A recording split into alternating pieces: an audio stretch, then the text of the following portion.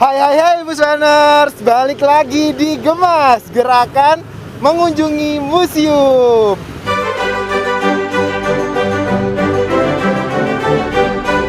Nah, aku udah di salah satu jalan di kota Bandung yang pastinya gak asing lagi nih. Keren banget pokoknya, yaitu di Jalan Asia Afrika. Dan di sini ada Museum Konferensi Asia Afrika. Jadi buat teman-teman, yuk kita coba kupas tentang Museum Konferensi Asia Afrika. Kira-kira museumnya ada apa aja sih? Langsung aja yuk kita masuk ke dalam. Nah, di belakang aku udah ada siapa nih beliau? Pasti teman-teman udah kenal semuanya dong tentunya. Kalau nggak kenal perlu dipertanyakan kewarganegaraan teman-teman semua. Tapi saya kayaknya nggak afdol deh kalau saya berkeliling sendiri nih. Harus ada satu yang menemani saya, yaitu edukator dari Museum KAA. Coba kita undang yuk. Nah, ini dia edukator dari Museum Konferensi Asia Afrika. Boleh kenalan dulu dong, Kang. Dengan Kang siapa? Saya Gin. Oh, Kang Gin. Nama Gin, nama lengkap Ginanjar Legiansyah. Oh iya nih teman-teman, aku sekarang udah bersama Kang Gin untuk kita gemas gerakan mengunjungi museum sekarang di KAA. Jadi nanti kita mau sapa muspener semuanya untuk mengetahui apa saja sih yang ada di Museum Konferensi Asia Afrika ini, karena museum ini sangat terkenal ya Kang, gitu, di kalangan Asia, bahkan di kalangan Afrika gitu. Nanti boleh dijelasin dong.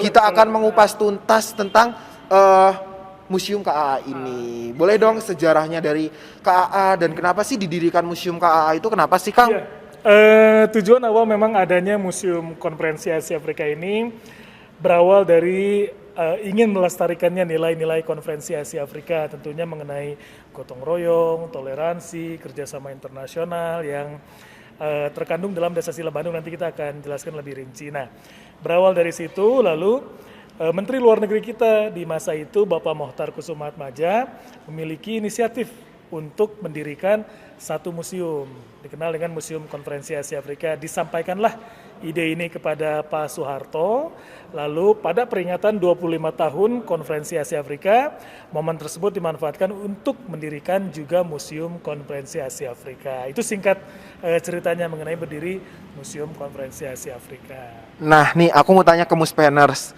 tahu nggak Konferensi Asia Afrika itu dilaksanakannya kapan? Nih, ayo tahu nggak? Kalau nggak tahu langsung jawab Kang. Nah, ya, tentunya diselenggarakan 66 tahun silam ya, pada tahun 1955, tepatnya 18 hingga 24 April. Tuh, 18 sampai 24 April Konferensi Asia Afrika diselenggarakan di Bandung ya. Di Kota Bandung, betul. Tepatnya di mana nih Kang? Tepatnya di gedung yang saat ini kita kunjungi, di Nah, Gedung Merdeka. di Gedung Merdeka. Gimana, penasaran nggak? Penasaran banget kan? Langsung saja nanti kita akan mengunjungi Gedung Merdeka. Boleh kan Kang? Pasti dong, Tuh, itu kan boleh. untuk publik siapapun bisa mengunjungi Museum Konferensi Asia Afrika dan Gedung Merdeka.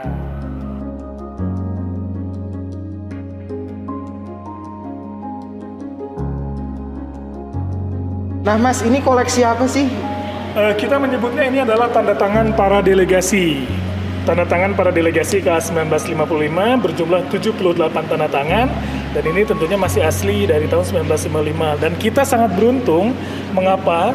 Karena ternyata KAA 1955 dihadiri oleh delegasi wanita yang menjadi Perdana Menteri pertama di Asia. Beliau adalah putri dari Perdana Menteri Nehru, Indira Gandhi. Tanda tangannya dari sini. Oh ini ya? Iya betul. Selama KAA, beliau mendampingi ayahnya. Oh gitu. Sama kalau ini tuh apa ya, gambar-gambar di sini tuh? Iya, kita menyebutnya ini adalah seni lukis vignette. Nah, ada dua jenis gambar yang tentunya ingin mengedepankan sisi kehumanisan desa di Indonesia. Oh gitu, keren banget nih. Jadi bukan daftar satu gitu ya, kayak daftar ke bawah, tapi di tanda tangannya pakai lukisan vignette yang luar biasa. Di atas Keren ya, banget. lukisan. Nah, kita akan memasuki satu sudut di mana menceritakan gedung ini dari masa ke masa. Jadi gedungnya ini dari masa ke masa. Iya, berbeda ya dari masa ke masa yang sudah ada dari tahun 1895. Oh, dari 1895. Jadi gedung ini tuh ada sejak tahun berapa sih? 1895. 1895 Muspenners. Jadi gedung ini. Lalu Masih bernama Belanda Sociëteit Concordia. oh, Ini masih sangat sederhana sekali. beda banget ya.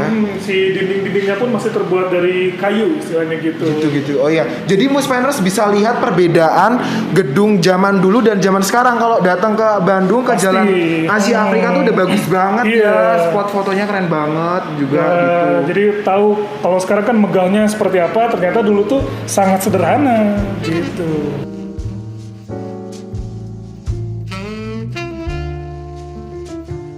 Ya, kita lanjut ke sudut lainnya yang memamerkan koleksi-koleksi 3 dimensi yang ada di Museum KA, kursi dan meja rotan. Kala itu digunakan untuk menyambut para delegasi. Bisa dilihat di fotonya ya. Ketua KA, Pak Ali Sastroamidjojo sedang menyambut kedatangan Pangeran Norodom Sihanouk dari Kamboja di kursi yang serupa. Ini asli kursinya. Kalau untuk ini replika. Untuk yang ini replika, yang aslinya tentunya kita simpan ya. Oh, Gitu. tuh disimpan ya Muspenners. Ya, selanjutnya ada koleksi 3 dimensi lainnya yang digunakan oleh para jurnalis semasa konferensi. Ada kamera. Ini dia nih. Ini adalah koleksi yang hampir sama di Museum Penerangan. Di Muspen tuh ada koleksi seperti ini Sama juga. juga ya? Iya. Oke, kita menyebutnya ini handycam.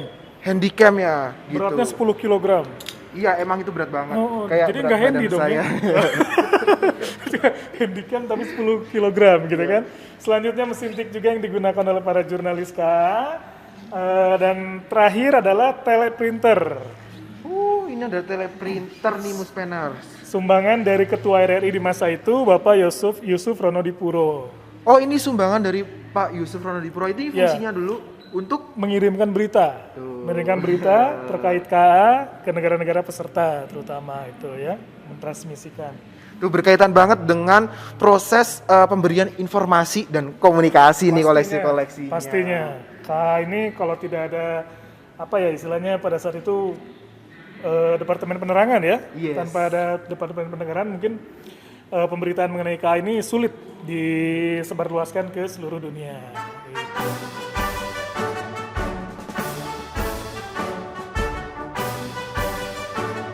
Ya, Mas, ini adalah salah satu sudut yang menjelaskan mengenai hasil konferensi Asia Afrika dikenal dengan Dasar-Sila Bandung.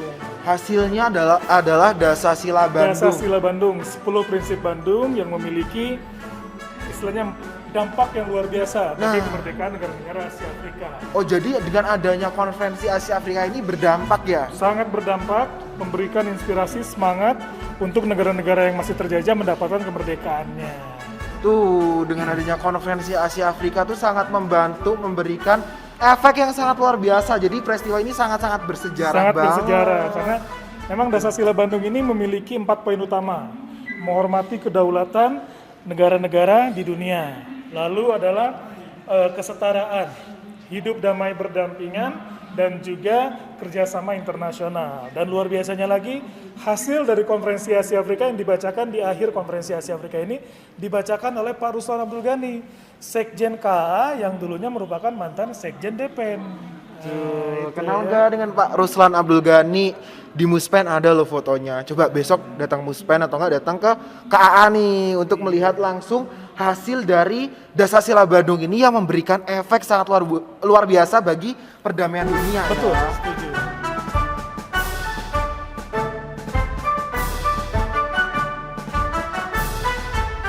Nah, Kang, ini tuh gambar apa sih gitu? Nah, ini dengan suaranya siapa nih?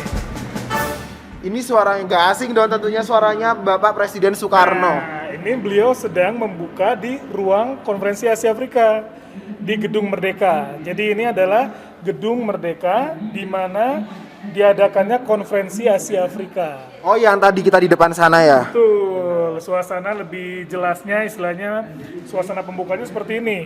Gitu hektik pada saat itu para delegasi berduduk begitu hikmat mendengarkan suara Presiden Soekarno yang membuka konferensi Asia Afrika. Nah ini kan gedungnya masih ada ya? Masih dong. Kalau aku ke sana boleh nggak? Boleh karena itu untuk umum juga. Oh untuk umum juga boleh. Jadi kita juga boleh ke Gedung Merdeka yang digunakan untuk konferensi Asia Konferensi Afrika. Asia Afrika. Nih gedungnya seperti ini. Berarti kita boleh ke sana dong. Langsung aja yuk kita ke Gedung Merdeka.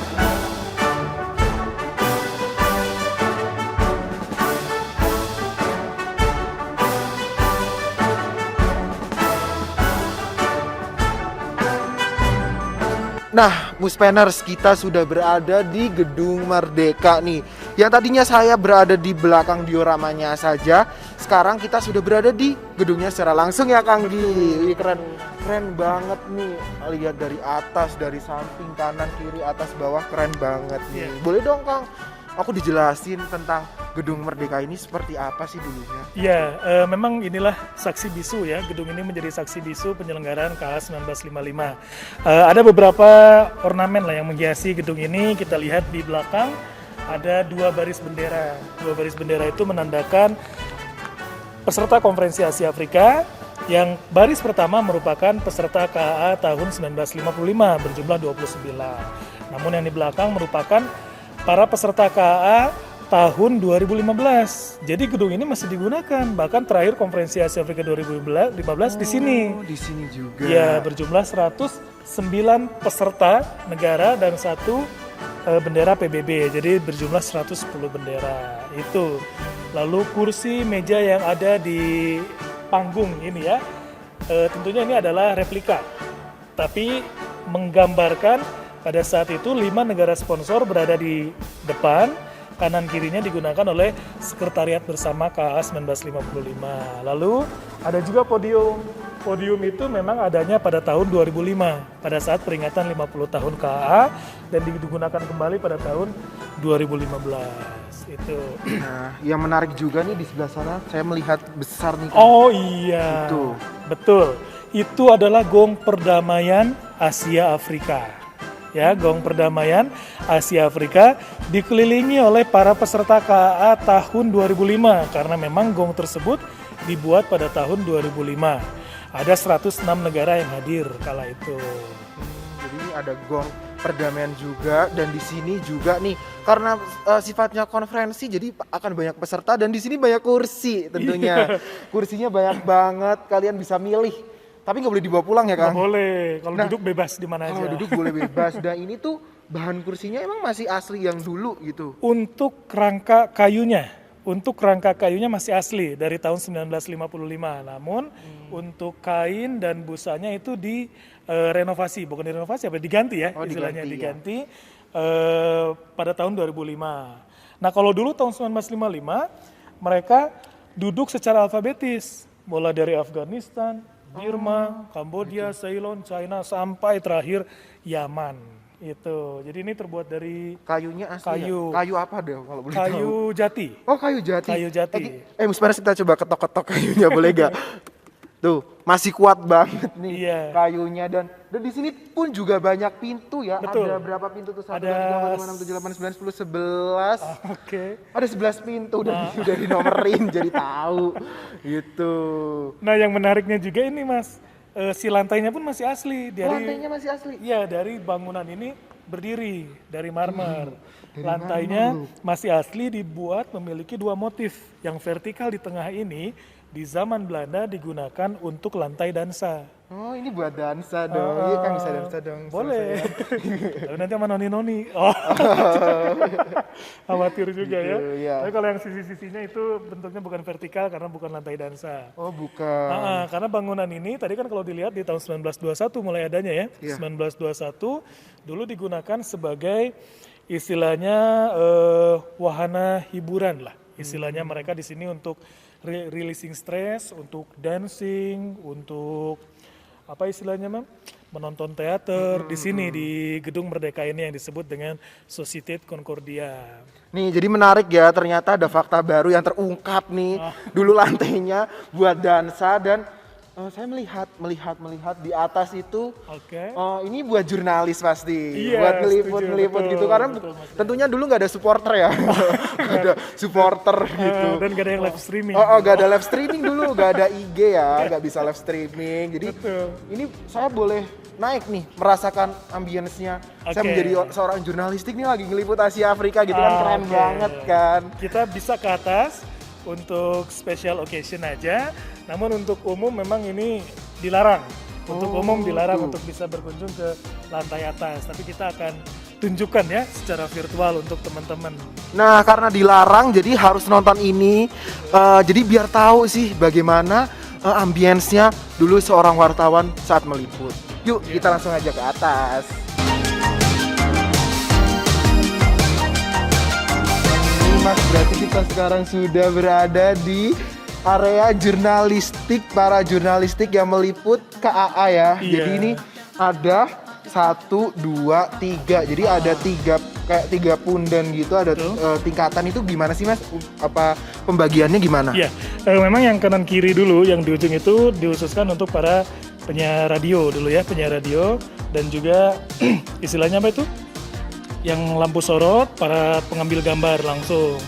Nah, gitu. untuk para jurnalis yang menulis disediakan di area-area seperti ini. Oh, gitu. Makanya dibuat ini lebih luas Ini karena lebih agar luas.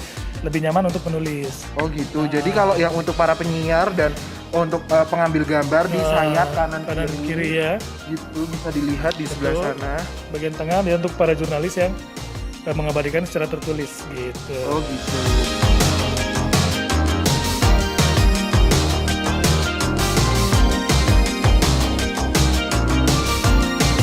Nah, jadi tadi kita sudah berkeliling ya Kang Gi, dari kita melihat ruang pamernya hingga kita bisa melihat secara langsung di Gedung Merdeka yang sangat luar biasa dan sangat bersejarah ini. Terima kasih banyak nih Kang Gi, hatur nuhun sudah mengajak Muspenners dan saya berkeliling secara tuntas nih ya di Museum Konferensi Asia Afrika yang sangat luar biasa sekali. Sama Mas Dian, kita pun terima kasih telah teman-teman dari Muspen dan kita menyapanya Muspenners ya. Ya. Muspenners telah berkunjung ke Museum KA. Semoga nanti setelah pandemi atau di masa dekat ini bisa berkunjung langsung ke sini Mas Dian ya. Dan bisa dinikmati juga secara virtual ternyata Asia Afrika Museum ini. Oh tuh teman-teman, jadi jangan gundah, jangan khawatir, jangan risau, ternyata ada virtualnya juga. Iya, bisa Tuh, kunjungi bisa websitenya. kunjungi websitenya di. AsianAfricanMuseum.org. Nah, Gitu. jangan lupa ya di sini nih. Iya. Ting, ting. Dan juga bisa di-update terus informasinya di Instagram kita Asia Afrika Museum. Oke. Mungkin satu pesan terakhir dari Museum KA untuk teman-teman atau Muspenner ya, Muspenner di rumah. Semoga kita terus berada di jalan yang telah kita tempuh bersama dan tentunya semoga konferensi Asia Afrika tetap menjadi mercusuar atau inspirasi bagi kemajuan bangsa Asia Afrika. Mantap. Sip Kang, terima kasih banyak Sama-sama, nih. Informasinya sangat luar biasa. Kita salam museum Salam di hatiku. Salam museum di hatiku. Nah, Muspenners, itu dia nih keseruan gemas kali ini di Museum Konferensi Asia Afrika. Jadi tadi Muspenners udah tahu nih bagaimana Konferensi Asia Afrika berpengaruh terhadap perdamaian dunia. Dan kira-kira nih Muspenners ada rekomendasi museum mana lagi yang akan kita kunjungi untuk kita ulas bersama di Gemas Gerakan Mengunjungi Museum. Komen di bawah ya Muspenners. Nah, sampai jumpa lagi di Gemas episode selanjutnya. Bye-bye!